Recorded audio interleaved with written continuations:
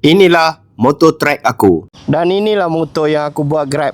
Aku pakai rantai 428 O-ring. Buat Grab memang tahan, tapi bila track day kena tukar balik 415.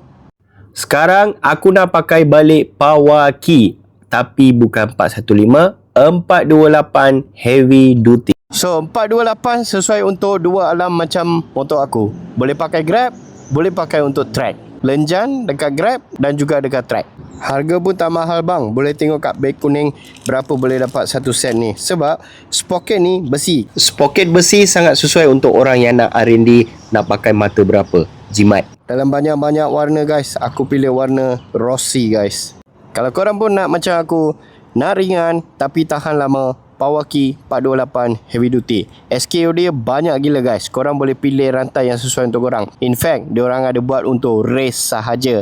Okay, kaki-kaki lari boleh pilih power key 415 untuk dapatkan ketahanan dan juga tak ada lagging langsung luncur.